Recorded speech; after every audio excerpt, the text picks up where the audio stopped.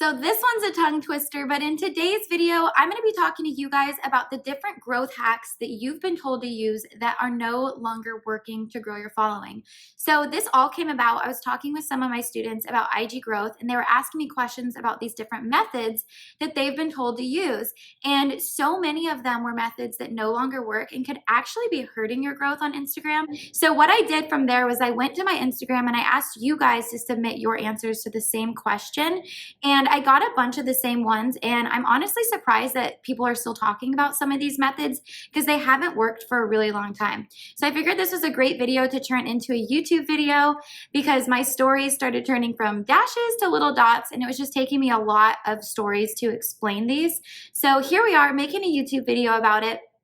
So I wrote down my top 7 answers that I got on my laptop right here, and I'm going to be kind of talking to you guys in this video like I do on my stories because I was just filming stories.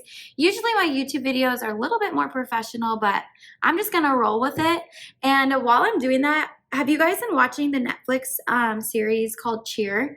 I feel like if I just popped a bow on my hair today, like I would look like I'm ready to do a cheer competition. But anyways, let's get into this. So I asked you guys, which IG growth methods have you been told to use? So I got a lot of the same responses, and one of the biggest responses that I got was the follow-unfollow method. So this method absolutely does not work anymore. This worked really, really well when it first came out, and that was probably about 5 to 6 years ago. So for those of you who don't know what the follow-unfollow method is, basically how it works is you go follow a bunch of people, and then the hope is that they see your name and their notification thing. They see that you followed them. And back in the day, I know for me, like if someone followed me, I felt really guilty if I didn't follow them back. So that was part of the method. But also the hope was that they would see you, they'd be curious, they'd click on your profile, and then from there they would decide to follow you. And then you would just go and follow them later and continue this process over and over. So number one, IG caught on to this, and at that point back in the days when they put into effect a cap on how many people you could follow, so I believe they capped it at 7,500 people. So number one, there was 2 ways that people did this. So they either did it manually, so you would have to literally manually go through and follow a bunch of people, and then you'd have to then later go unfollow them once you hit that 7,500 because you had to go back down to 0 to follow more people. Or you can use a bot. The bots will go follow a bunch of people, and then it'll automatically go unfollow them a few days later. Well, the problem with doing it manually is that it is super, super time intensive. It's literally not worth it. It would take you guys so long to do that. And Instagram also put into effect that you can only unfollow like 100 people every hour, I think, or it might even be less than that, or you'll get blocked. And if you keep getting blocked over and over, they'll end up shutting down your account. Another thing to note is Instagram is super, super cracking down on bots right now. It's actually in their terms of service that you cannot use bots. So if they catch you using a bot, they're either going to super limit your engagement, and that's just not good, or they will shut down your account entirely. And I have seen this happen to quite a few people. So I highly encourage you guys not to use bots anymore. And if you do, set the limit super, super low, because as soon as they flag that you're doing something that like the human couldn't do, which is like liking a lot of pictures too fast or whatever, they're going to flag you as using a bot. Another thing to note is that people are super aware of this method. Not everybody is, but a lot of people are. And if they catch you using this method, it just gives them a bad taste in their mouth. And I know for me, I've had somebody do it to me, and I probably would have continued to follow this person, but once I realized that they did the follow-unfollow method, I didn't like it. It was an icky feeling, and I just stopped following them, and I just don't want to follow them just because they use that method. Another thing about this method is that I have noticed that it just doesn't stick. So these people will start to follow you, but they eventually all drop off. So it just doesn't stick, it doesn't work, and it could actually be hurting you guys as well. Okay, the next response that I got was, I'm going to read it verbatim, post 2 to 3 times a day, quantity over quality. This is such bad advice. So maybe back in the day, before the algorithm was around, quantity over quality was important because there was a chronological feed, and if a lot of people were posting, your post got pushed down and people might not ever see it. And then since there wasn't an algorithm that was rating your content, it didn't matter if it wasn't as good, but you were still getting in front of more people. The problem is we now have an algorithm, and the algorithm does not like bad content. So let me break this down for you guys a little bit. The algorithm's entire purpose is to provide a good user experience. You have to remember that Instagram is a business, and in order to keep users on their platform, they have to make it the best user experience that they can. So the best way to do that is to provide the best quality content. So the only way that the Instagram algorithm can read your content, if your content is good or bad, is based on the engagement. Now, obviously, if you're putting out not as good of quality content, you're not going to get as good of engagement. So then the Instagram algorithm is going to pick up that it's not a good piece of content, and it's just not going to show it to as many people, and it's going to lower your engagement. It's just not a good thing. It's not a good thing for the algorithm. And you also have to realize there is over 1 billion people on Instagram, and everybody and their mom is trying to grow. So, and everyone is posting all this content. There's so much noise online that if you're not really posting quality content and standing out because of it, people aren't going to choose to follow you. So I'm just going to use fitness influencers as an example throughout this whole kind of training video. So let's say you're a fitness influencer and you're putting out mediocre fitness content. There are 1 million other fitness influencers that are putting out better content. And if I'm going and looking for new fitness influencers to follow, I'm going to pick the ones that have the best content. So if I click on your page and I happen to click on the few posts that you did that weren't as good of quality content because you were trying to go for quantity, and I just see that it's not that great, I'm going to choose not to follow you. So you have to really be putting out the best content. Something else to note is your feed posts nowadays, think of it like your blog. This is where you should be putting your highest quality content, because people aren't really scrolling like the feed of Instagram, but they will click over to your page and click through your different posts when they're making a decision to follow you. And also a brand is going to look through your posts when they're making a decision whether they want to work with you or not. So absolutely post quality content over quantity. You don't need to be posting in your feed as much as you used to need to, because people are in their stories a lot more than they are in their feed. So your feed is kind of where you put your curated, really high quality content. And then your stories is more kind of the place where you give like the behind the scenes. You don't have to be as like on per se. Okay, number 3 is to buy followers in order to look relevant. No, please do not ever buy followers. I preach this all day long, and I definitely have heard people say this where like, if you're a newer account or you don't have a lot of followers, if you just buy some followers so your number is a little bit higher, when people land there, they're going to think that you're like more credible because you have more followers. Does not matter. And buying followers will always harm you in the long run.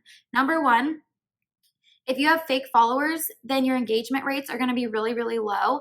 And that's going to hurt you in the algorithm, because if the algorithm sees that you have 10,000 followers, but only 15 people are liking your post because all of your followers are just fake accounts, then they're going to think that you have really low engagement. And again, they're going to show it to less people. You're not going to grow, and it's just going to look really bad. On the other side, if a brand sees that, it's also going to tell them the same thing. Number 1, we'll be able to tell if you have fake followers because your numbers aren't going to match up. And even if you start to buy fake likes to match the numbers, we have softwares that actually show us in the back end what percentage of your audience is fake. So it's going to hurt you with the algorithm. It's going to hurt you with the brands. And it's just not a good thing to do. Another thing to note, it is so hard to get rid of fake followers from your account. Number 1, you're going to have to remember which accounts were fake. And if you can't tell, then you might be deleting people that are actually real followers. Number 2, you have to go through and pretty much do it manually. And I know I've seen people that have bought like 100,000 followers that were fake, and they've had to just start their account completely over because it was just too hard to get rid of all those fake followers, and they lost all their real followers because of it. So just do not do this. You absolutely don't need to buy fake followers in order to look credible to get people to follow you. It's not going to help, and that's not what matters the most. Okay, the next one that I got was just post consistently and it will happen. I hate this so much because I hear so many gurus preaching this, and it is absolutely not true. I feel like when people say this, it's because they don't want to actually tell you the real ways to grow. And especially if you're like a coach or, an entrepreneur that has a team of people posting for you, yeah, you're posting a ton of content. So it's easy to look like it's all about quantity and just being super consistent, but that is not going to help you guys grow in the long run. Yes, it's important to be consistent and show up for your audience and be reliable, and that's what's going to keep your followers, but using that strategy alone is not going to help you grow. It's not going to move the needle, and you really need a lot more strategy than just posting consistently. So absolutely, this does not work as a singular method to grow, but it should be a piece of the methods that you're using because you do want to be consistent.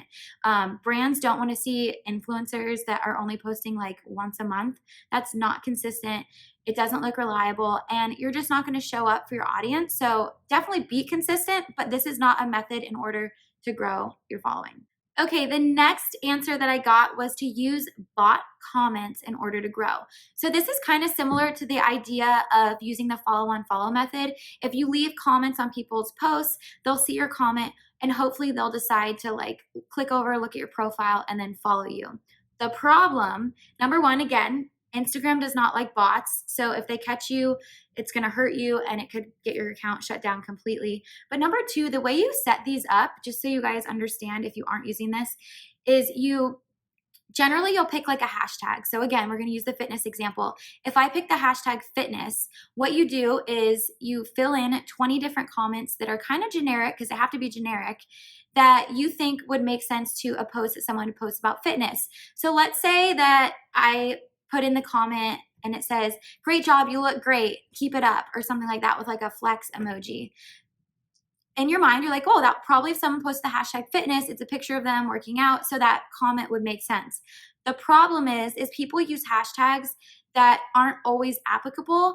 And if your comment doesn't make sense, they're going to realize you're using a bot, that it's fake, and it's just going to make you look really, really stupid and really, really bad. And it's just going to give you a bad image. So for example, I always give this example. Let's say I posted a picture of food prep and use the hashtag fitness. Well, that makes sense. But if your bot comment says, "Great job, you look great, keep it up," with a flex emoji, that doesn't make any sense. Like there's no picture of me. It's just a picture of food. So instantly I will know that you're using a bot and it just looks bad. And I'm just going to be like, that person obviously isn't legit. So definitely do not use bots in order to leave comments because almost half the time they just don't make sense and it just really doesn't work at all. Okay, the next one that I got from quite a few of you was to use hashtags. And one of you guys actually submitted the actual app hashtag. And I have seen quite a few ads for this app. And they claim to, if you use the hashtags that they provide you, you'll grow super fast. And I'm pretty sure it actually costs money to use this app. I didn't look into it, but I will say that the answer to this question is yes and no. Should you be using hashtags? Absolutely yes. You should always utilize tools that Instagram gives you. Is it going to help you grow and grow super fast? No, not really. Yes, it will get you in front of more people that maybe didn't know you ever existed if they're searching that hashtag, but it's not going to be like this super big growth hack that they claim that it is. So let's break this down a little bit as well. Number one, you guys need to be doing hashtag research. So if you're just using hashtags like hashtag fitness, for example, that hashtag has millions and millions and millions of people utilizing it.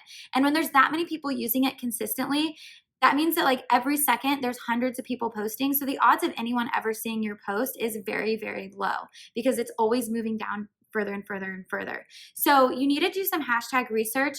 And I always tell people, sure, use some of the bigger hashtags because they are important to use. So use like 5 of your 30 hashtags for really big ones that are over 1 million. And then you should have 5 hashtags that are really, really small. So less than 10,000 is like a really small hashtag. And then the rest of your 20 should be somewhere between 10,000 and 1 million. And I actually like to say less than 500,000 because that's where people are going to be looking, but they'll also be able to find you because you're not just getting pushed down super fast because they're being used by everybody. So again, when hashtags first came out and not everybody was using them on every post so much, it was super easy to get found there because there wasn't like this over usage. But now because everybody is utilizing hashtags, there's so many that are just too big that you're just never going to be seen there. So you definitely have to have a strategy behind your hashtags.